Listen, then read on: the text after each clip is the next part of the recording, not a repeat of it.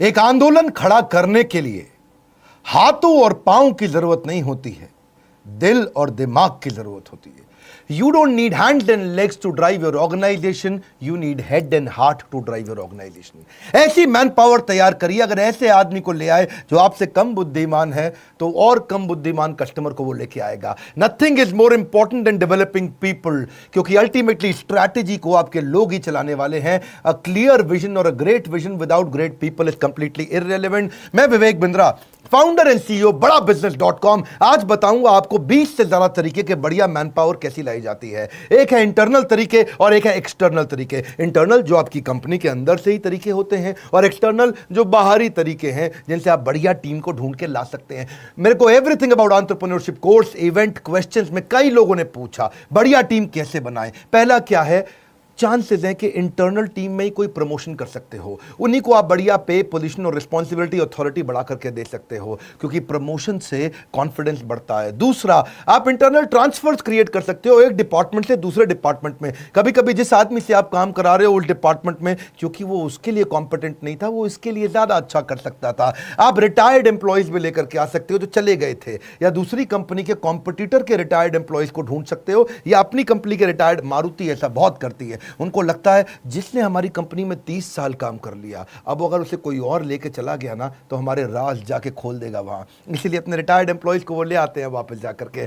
C, you need to have collaborative hiring process. Steve Jobs कहते थे collaborative मतलब मिली जुली अंदर पूरी टीम के साथ में। एक और तरीका क्या है, अपग्रेड कर दें, कुछ लोगों को अपग्रेड कर दें, उसकी डेजिग्नेशन ना बढ़ाएं लेकिन उसकी रिस्पॉन्सिबिलिटी बढ़ा दें और उसका थोड़ा तनख्वाह भी बढ़ा दें, अथॉरिटी बढ़ाए बिना। देखिए, recruitment should be viewed as the most important, as important as sales, highly critical। आपके लिए सेल्स इंपॉर्टेंट है, उतना ही इंपॉर्टेंट है बढ़िया मैन पावर लेकर के आना। जितना पैसा इंपॉर्टेंट है उतना ही मैन पावर, क्योंकि acquiring the right talent is the most important की for growth. Hiring was, hiring is and hiring will be the most important part. मेरी अपनी ऑर्गेनाइजेशन में अच्छी लीडरशिप बनाने के लिए मैंने बहुत काम किया है। आज मैं अपने ऑफिस नहीं जाता, इसलिए नहीं कि कोरोना क्राइसिस है या लॉकडाउन है। पिछले 1 साल से मैं मुश्किल से अपने ऑफिस 6 बार गया हूंगा, क्योंकि बढ़िया टीम तैयार करी है। और मेरा 5वां पॉइंट है, ट्रेन योर मैन पावर।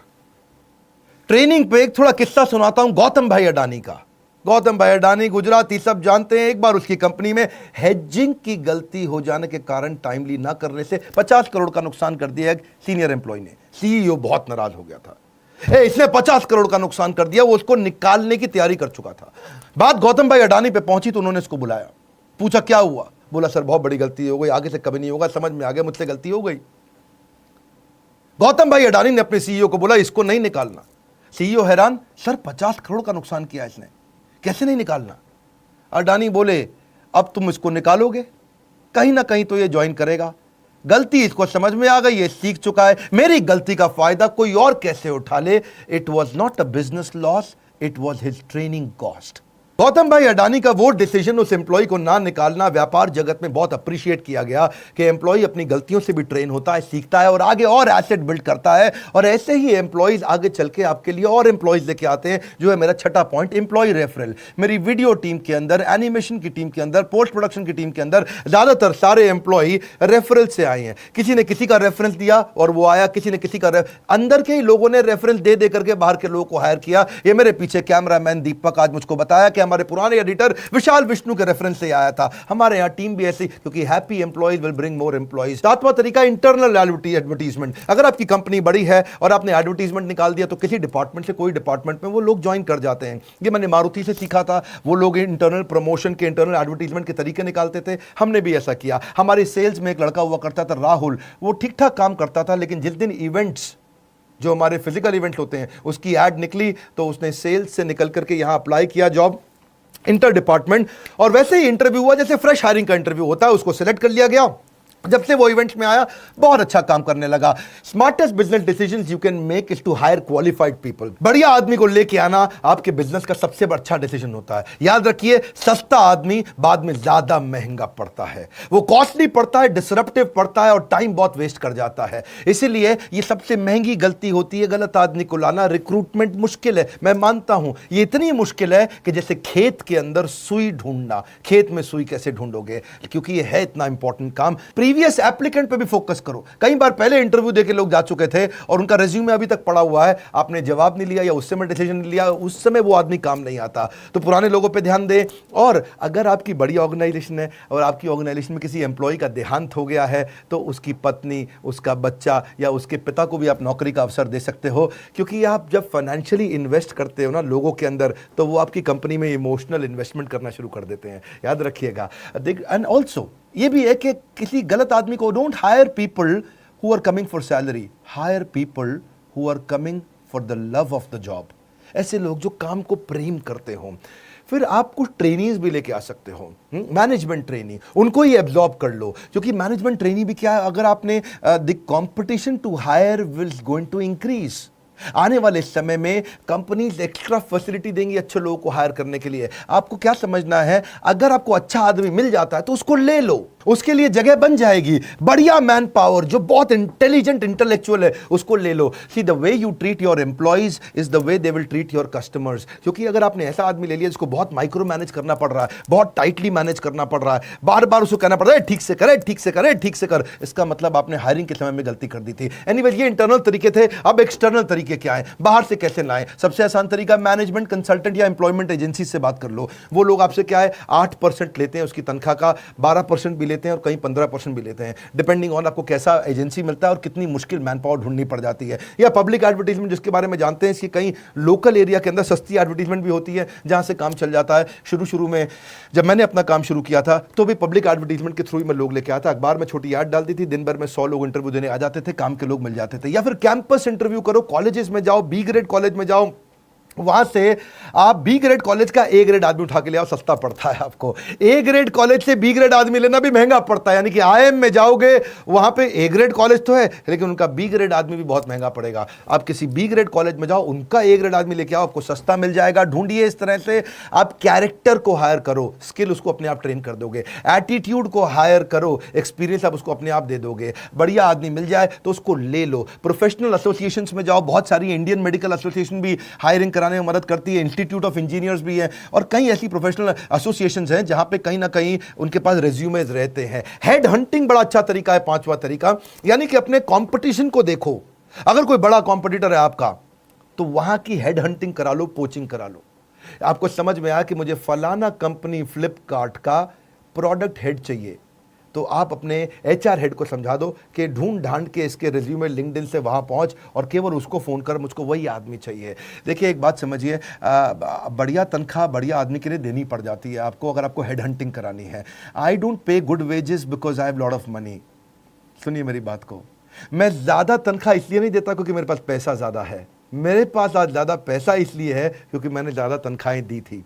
इसका अर्थ क्या हुआ, अच्छे आदमी को अच्छी तनख्वाह दोगे, वो आपको कमा करके देगा। ऐसा नहीं है कि आपके पास पैसा ज्यादा इसलिए ज्यादा तनख्वाह देते हो। देखिए अगर आप मूंगफली खिलाओगे तो बंदर अपने आप आ जाएंगे। रिक्रूटमेंट एक मार्केटिंग है, ये एक तरीका है। जैसे सेल्स एक मार्केटिंग होती है, ऐसे ही हायरिंग भी एक मार्केटिंग होती है। आपको अपनी कंपनी की तारीफ करनी पड़ती है, समझाना पड़ता है कितनी जबरदस्त ऑर्गेनाइजेशन है। अगर आप एचआर में हैं और आप मार्केटिंग की तरह नहीं सोचते हैं, सेल्स की तरह नहीं सोचते हैं, तो आप गलत प्रोफेशन के अंदर चले गए हैं। लेबर यूनियन भी वैसे छठा तरीका है जहां से आप हायरिंग कर सकते हो। नेपोटिज्म आजकल बहुत चलता है, अपने ही परिवार से लेकर के आओ। जैसे वो यादव परिवार है हमारे यूपी में, वहाँ सबके सब लोग इलेक्शन लड़ते हैं, वहाँ सबके सब आते हैं क्योंकि पूरा परिवार उनका फैल गया है। ऐसे ही फैमिली रन बिजनेस के अंदर भी होता है कि आप अपने ही परिवार में से कोई काम का आदमी ढूंढ करके उसको आगे बढ़ाते हो। Casual caller walk in outside the office advertisement से भी चलता है। जैसे अपने ऑफिस के जस्ट बाहर कुछ एडवर्टीजमेंट पोस्टर वगैरह लगा दिए। कुछ कॉल सेंटर्स में मैं देखता हूं अपने ऑफिस के बाहर बड़ा बोर्ड हमेशा लगा रहता है, यानी कि हर दिन कोई ना कोई कैजुअल कॉलर या वॉक इन आता रहता है, अपना सीवी देता रहता है और इंटरव्यू चलता ही रहता है। सोशल मीडिया और ई रिक्रूटमेंट पे कई बार मैंने देखा कुछ ऑर्गेनाइजेशन ध्यान नहीं देती हैं। अपने वेबसाइट पे करियर का क्लियर ऑप्शन दीजिए और सोशल मीडिया में बार बार बताइए, उससे आपको ई स्क्रीनिंग और ई रिक्रूटमेंट अच्छा तरीका है। फिर एक तरीका क्या है, एक्विजिशन एंड मर्जर। कोई अगर आपको ऐसी कंपनी दिख रही है जो कंटेंट बढ़िया बनाती है और आपको वहां के कुछ कंटेंट डेवलपर चाहिए, उसकी जगह कंपनी के मालिक से बात करिए, तेरी कंपनी में कितने आदमी हैं? बोले मेरी कंपनी में 25 आदमी हैं, मुझे सारे 25 आदमी दे दे, अपनी कंपनी बेच दे, मैं इनसे सबसे काम करा लूँगा। तो 25 के 25 आदमी पूरे इंटेलिजेंट, पूरे ट्रेंड आपको मिल गए। आपने उसकी एक मुश्त उसकी कंपनी के नाम पे ये पैसा दिया, रेडीमेड आपका काम हाई स्पीड पर चला गया। ये तब काम आता है जब बहुत बड़ी हायरिंग करनी हो, बड़ा नंबर चाहिए और आपको स्पीड और ग्रोथ के लिए पैसा हो लेकिन टाइम बिल्कुल ना हो। याद रखिए, great people are company's greatest asset. बढ़िया लोग लेकर के आइए। एम्प्लॉयमेंट एक्सचेंज भी पुराने तरीके हैं, अब चलता है नहीं चलता आपको चेक करना पड़ेगा। But when you are hiring, you are not just recruiting employees, you are sowing the seed of reputation. यही एम्प्लॉय आपकी ऑर्गेनाइजेशन की रेपुटेशन बनाती है। आप एक बीज बोने का प्रयास कर रहे हो। बहुत सारे ऐसे भी लोग हैं जो वेटिंग लिस्ट में आपके थे, पुराने थे पड़े हुए, पर आप भूल गए, आपने ध्यान नहीं दिया। अपने रेज्यूमेस की वेटिंग लिस्ट भी निकालो बाहर, हो सकता है उसमें भी कोई सिलेक्टेड कैंडिडेट आपको पसंद आएगा। मैंने इंटरनल की बात भी करी, एक्सटर्नल की बात भी करी। एक में 10 बताए, एक में 12 बताए। फायदे नुकसान समझ लीजिए। देखिए, इंटरनल मेथड में क्या है, आप अगर अपनी कंपनी के अंदर से लेते हो तो लोग बहुत मोटिवेटेड रहते हैं, उनकी लॉयल्टी और बढ़ जाती है। अरे लाला जी हम लोग को प्रमोट कर रहे हैं, ये नहीं कि बाहर से लेकर आ रहे। अच्छा लगता है उनको। ये थोड़ा क्विक भी है और कॉस्ट इफेक्टिव भी है, महंगा नहीं पड़ता है, सिंपल प्रोसेस है, रिलायबल है। लेकिन इंटरनल में नुकसान भी है छोटा सा, आप बढ़िया फ्रेश टैलेंट नहीं ला पाते। आपको कई बार फेवरेटिज्म देना पड़ता है। अरे ये तो हमारी जाति का है, इसको लगा देते हैं आगे, हा हा हा। ये क्या, कई बार फेवरेटिज्म भी आ जाता है और लिमिटेड स्कोप भी होता है, क्योंकि आपके पास वही 10 लोग हैं, उन्हीं में से आपको लेना है। बाहर से कई बार कॉन्फ्लिक्ट भी हो जाता है। आपने 10 में से एक को बढ़ाया तो बाकी 9 खुंदक खा गए। लाला जी का कुछ चक्कर है इसके साथ में, तो ये बड़ा गड़बड़ रहता है। एक्सटर्नल मेथड के भी फायदे नुकसान है। अगर आप बाहर से आदमी लेके आते हो, फायदा क्या है, थोड़ा फेयर और इम्पार्शियल है। आप बाहर से लेकर के आए हो, ढूंढ के लेके आए, थोड़ा ट्रांसपेरेंट है, फ्रेश नया टैलेंट आता है, नई इंटेलिजेंस भी आती है कंपनी में। स्कोप बहुत बड़ा है, क्योंकि अपनी स्कोप कैसे बड़ा है कि आप हजारों लोग हैं, हजारों में से 10 चुनने हैं आपने, और इससे ऑर्गेनाइजेशन ग्रो करता है। लेकिन नुकसान क्या है, इसमें जो अंदर बैठा है बेचारा वो टेंशन में आ जाता है। ये बाहर से लाए जा रहे हैं, हमारा नहीं ध्यान रख रहे। दूसरा, टाइम कंज्यूमिंग भी पड़ता है, क्योंकि बाहर से आदमी लाने में वो कई नोटिस पीरियड दे करके आएगा, थोड़ा लेंदी और कॉस्टली प्रोसेस है। एम्प्लॉय डिससैटिस्फाई भी हो जाते हैं, कभी कभार इनसिक्योरिटी भी आ जाती है। लेकिन hire people brighter then you. एक कैटेगरी आदमी लेके आना, ये रूल है मेरी कंपनी में, हमने रूल बना रखा है।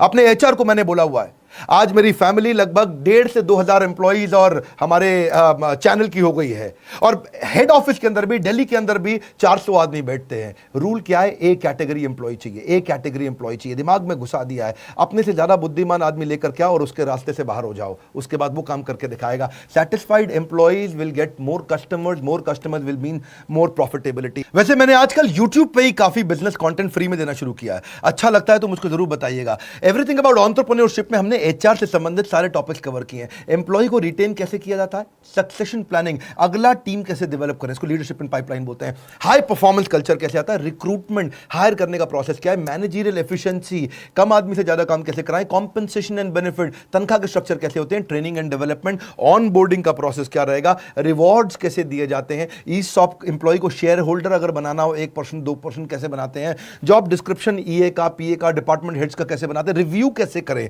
उनके परफॉर्मेंस को पढ़ें कैसे, एग्जीक्यूशन एक्सीलेंस, स्पीड कैसे लाएं, केआरए और केपीआई के इंडिकेटर कि उनके भाई स्कोर बोर्ड आपको बनाना पड़ेगा, सेल्फ कोचिंग का डायरी तैयार करें, एम्प्लॉइज को ही एंटरप्रेन्योर या इंट्राप्रेन्योर कैसे तैयार करें। बात बड़ी सरल है, हम कंटेंट में डेप्थ देते हैं। आज सारे एमबीए कॉलेजेस और यूनिवर्सिटीज अब हमारे साथ पार्टनर करने लगे हैं, क्योंकि वो जानते हैं मैनेजमेंट का प्रोग्राम आज बड़ा बिजनेस से पावरफुल कोई नहीं देता। कंज्यूमर रेलेवेंस पे फोकस करते हैं। हमारे साथ जुड़े रहने के लिए नीचे कमेंट बॉक्स में बताने के लिए कि बिजनेस का और कौन सा टॉपिक अटेंड करेंगे।